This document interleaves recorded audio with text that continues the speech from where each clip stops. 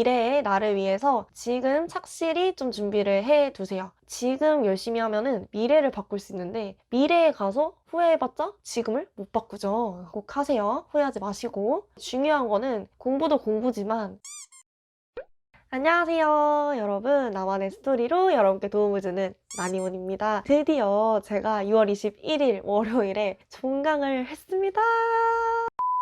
오늘 주제는 공부를 하기 싫을 때 공부를 하는 방법, 그러니까 동기부여 관련된 영상이고요. 구독자 분이라고 해야 될까요? 팔로워 해주시는 분들 중에서 한 분이 요렇게로 요청을 해주셔가지고 제가 준비를 하게 되었습니다. 좀 늦긴 했는데 괜찮겠죠? 네, 이렇게 빨리 해보도록 할게요. 공부를 하기 싫을 때 집중하는 방법은 뻔할 수도 있어요. 뻔한 얘기일 수 있는데 오늘은 좀 유형을 나눠서 제가 직접 했던 방법들을 공유를 해드릴 테니까 여러분들도 한번 끝까지 봐보시고 본인만의 또 공부 집중하는 방법이 있다면 댓글에 알려주시면 감사하겠습니다. 그럼 본격적으로 시작해보도록 할게요.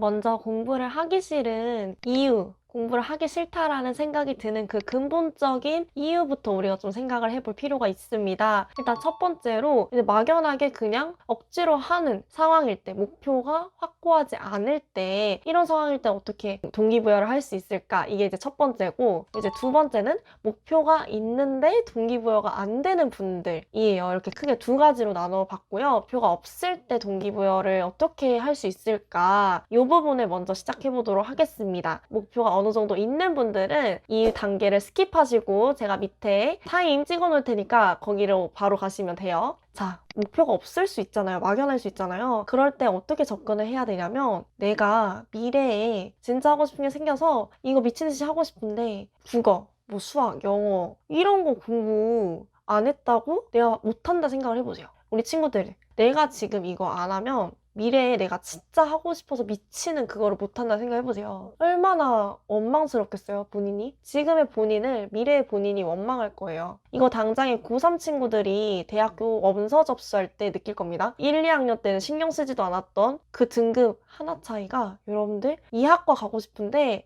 성적이 조금 안 돼서 쓰지도 못하는 거 왜 상향이니까. 얼마나 미쳐요. 이거 하나 차이로. 즉 미래에 내가 선택할 수 있는 선택권을 늘려주기 위해서 지금 공부를 한다고 생각을 하시고 공부를 하세요. 사실 공부로 먹고 살지 않아도 될 수도 있어요, 미래에. 근데 여러분들이 이 공부를 전제로 해서 할 수 있는 걸 하고 싶을 수도 있잖아요. 그래서 이거는 제가 지금 고등학교 뭐 수험생 입장에서 말씀을 드리고 있는데 이거 말고도 대학생도 똑같아요. 1학년 때 입학을 해서 탱자탱자 놀았어요. 왜? 공부하기 싫었거든. 근데 여러분들 웃긴 게 뭔지 알아요? 전공 안 맞아서 전과를 하든 다른 전공을 뭐 부전공하든 다중전공하든 그러니까 뭔가 바꿔보려고 나중에 정신 차리고 지원을 하려고 하잖아요? 근데 기준이 되는 게 뭔지 알아요? 지금 다니고 있는 학과의 성적이 기준이 됩니다. 아니 내가 지금 이 학과 안 맞아가지고 바꾸겠다는데 지금 이 학과 성적으로 보겠다고? 이게 말이 돼? 말이 안 되는 것 같지만 성적으로 매깁니다. 미래의 나를 위해서 선택권을 좀 보장해놓고 넓혀놓기 위해서 지금 착실히 좀 준비를 해두세요. 왜? 지금 열심히 하면은 미래를 바꿀 수 있는데 미래에 가서 후회해봤자 지금을 못 바꾸죠. 목표가 없어도 하세요.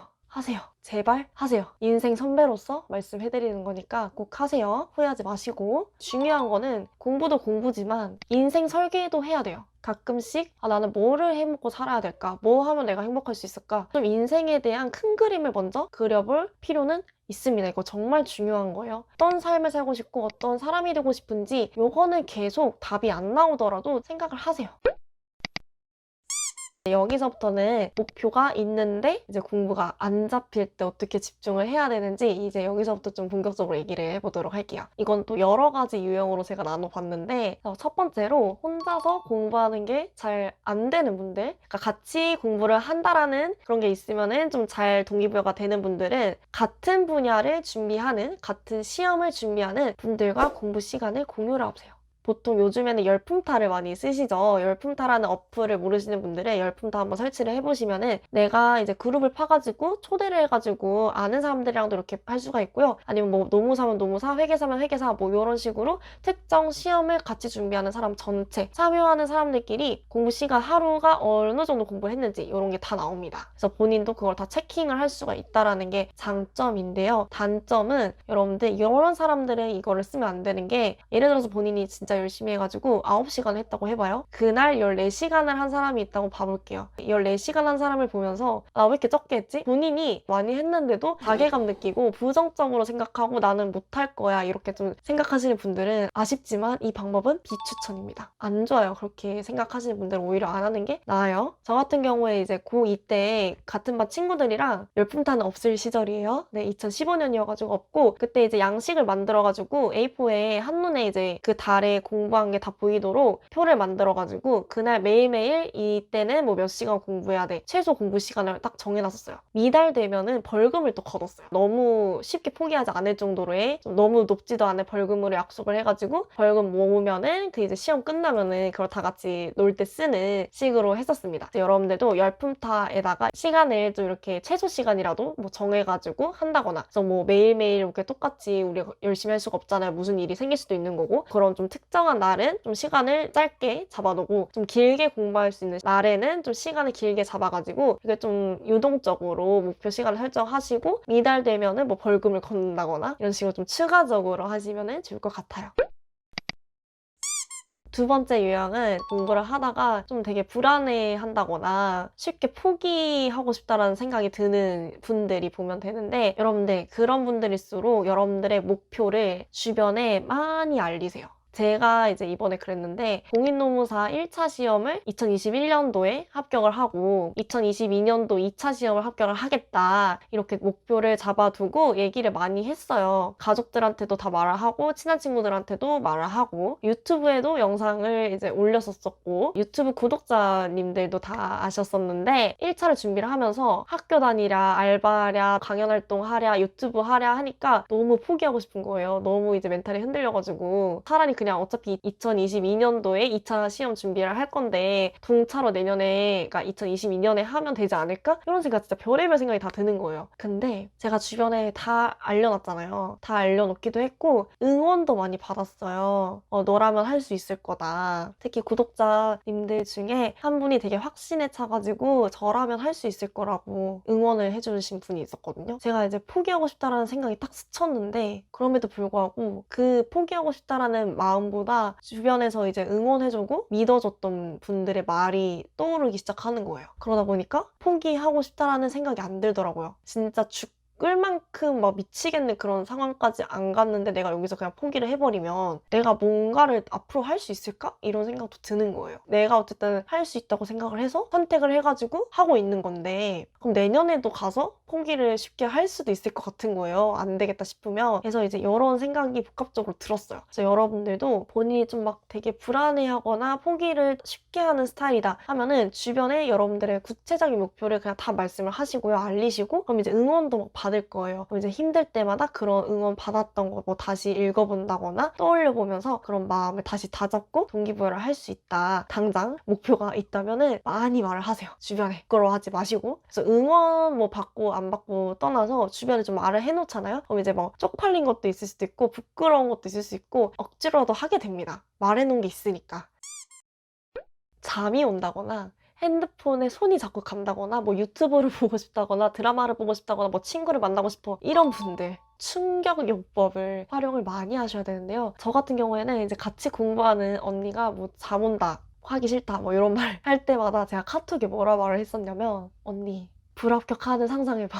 바로 잠 깬다고. 근데 이거를 몇 번 말하니까 이제 충격이 안 되나 봐요. 그래서 또 다른 말도 여러 가지를 했었는데 하나가 또 뭐 있었냐면 여러분들이 시험을 보는데 여러분들만 답을 못 쓰고 있다 생각을 해보세요. 다른 사람들은 옆에서 막 미친 듯이 막 푸는데 여러분들만 멍 때리고 있다 생각해보세요. 지금 딱 안 봤던 그 페이지에서 문제가 나왔다. 공부 안 하고 싶은 마음이 안 들 거예요. 잠 딱 깰 거예요. 핸드폰에 손 안 갈 겁니다. 딱 생각해야 되는 거는 시험 날에 여러분들만 답을 못 쓰고 있다라는 거를 생각 생각을 해보시고 합격자 발표일에 불합격이라는 거를 봤다. 지금 그 순간이다. 라는 거를 상상을 해보세요. 정신이 딱 뜨일 겁니다. 그리고 이제 많은 분들이 늘 하는 생각. 시험 임박해가지고 내가 좀만 더 많이 열심히 할 걸.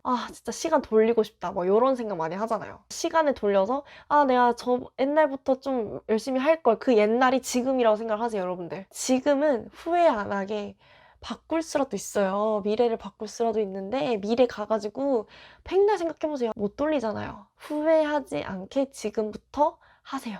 제대로. 또 하나는 이제 동기부여하는 그런 문구들 있잖아요. 많이 있잖아요. 그런 문구들 중에서 여러 가지 한번 찾아보시고 나의 심금을 올린다 해야 되나? 정신을 딱 번쩍이게 하는 그런 문구 하나를 딱 골라가지고 자기만의 스타일로 좀 말을 바꿔서 눈에 보이는 데다가 붙여놓으세요.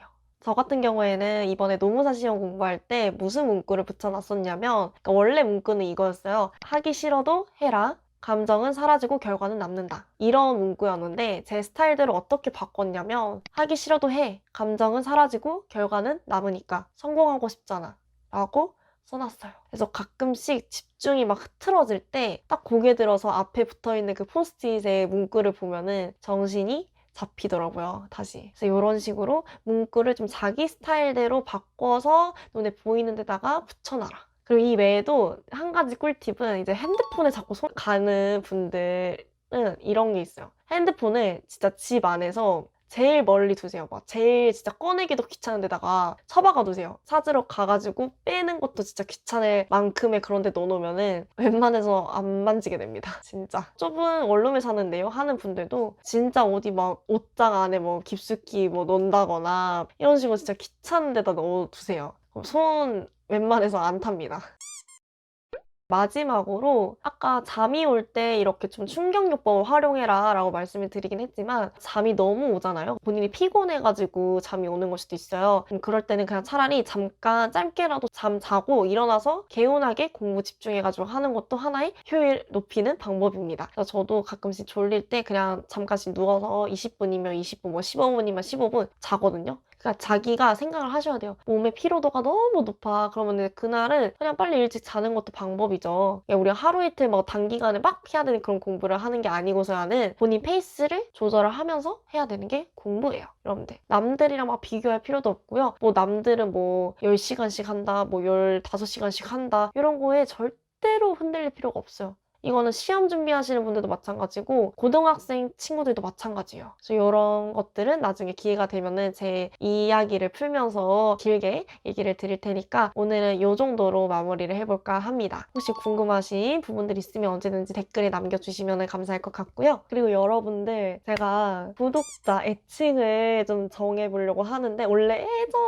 예전에부터 요청이 있었어요. 구독자 몇 분이 애칭도 있으면 좋겠다라고 말씀을 해주셨는데 제가 이제 고민을 하다가 그래도 이제 좀 500명에 가까워지고 있어요. 그래서 구독자 애칭을 좀 정해보면 어떨까 하는데 여러분들의 의견을 지금부터 조금씩 받아가지고 나중에 한 1000명 정도 됐을 때 구독자 애칭 정하는 투표를 하고 결정을 하면 좋지 않을까 생각을 하고 있거든요. 그래서 여러분들 혹시 구독자 애칭에 대한 의견이 있으신 분들은 인스타 DM이나 댓글에 남겨주시면 제가 나중에 그거를 모아가지고 투표를 올려보도록 하겠습니다. 저도 늘 영상에서 애칭을 불러드리고 싶은데 이제 구독자 여러분들 이렇게 하니까 저도 살짝 이제 어색하더라고요. 그래서 여러분들도 듣고 싶은 구독자 애칭이 있으면 의견 주시면 반영하도록 하겠습니다. 오늘 영상도 좋으셨다면 구독과 좋아요 많이 눌러주시고요. 우리 또 다음 영상에서 만나요. 안녕!